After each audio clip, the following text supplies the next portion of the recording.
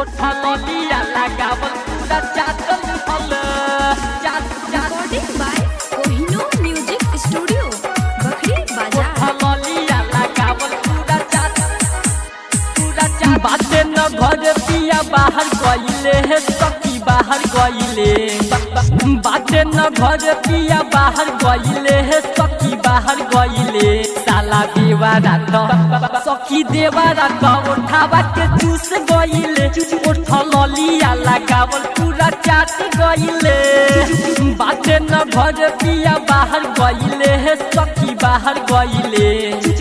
बाटे न घर पिया बाहर गइले हे सखी बाहर गइले साला देवारा त सखी देवारा त उठावा के जूस गइले ओठलिया लगावल पूरा चाटल हल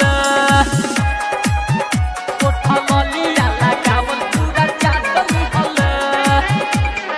नया नया साड़ी तो रही हम पहिनले जरू जरू ठावा पलाहाली लगवल जरू जरू ठावा पलाहाली लगवल नया नया साड़ी तो रही हम पहिनले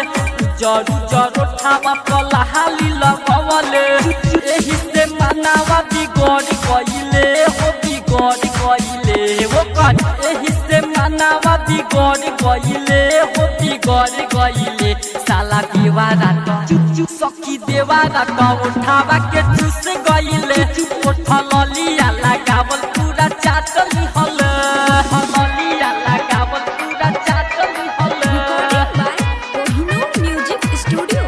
Bakri Bazaar. हतारा के चीज को जाता हवेला हकरे हम जानिए करा के हवे पूरा बहकरे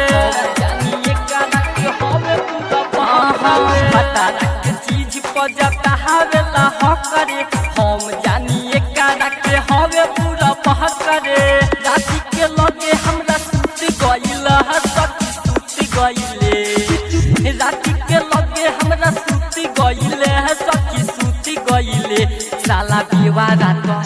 सखी देवारा त उठावा के जूस गइले ओठलिया लगावल पूरा चाटल हल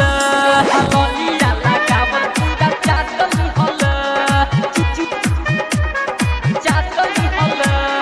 मेकअप लगावल भइल बहुत रे भारी सत्यम नील जानी हमारा के महारी सत्यम नील जानी हमारा के महारी मेकअप लगावल भइल बहुत रे भारी चंदन विशाल जानी हमारा के महारी संगी समरिया दाते काटली हल सखी काटली हले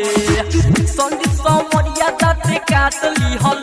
सखी काटली हले साला देवारा त सखी देवारा त उठावा के जूस गइले ओठलिया लगावल पूरा चाटल हल बाटे न घर पिया बाहर गइले हे सखी बाहर गइले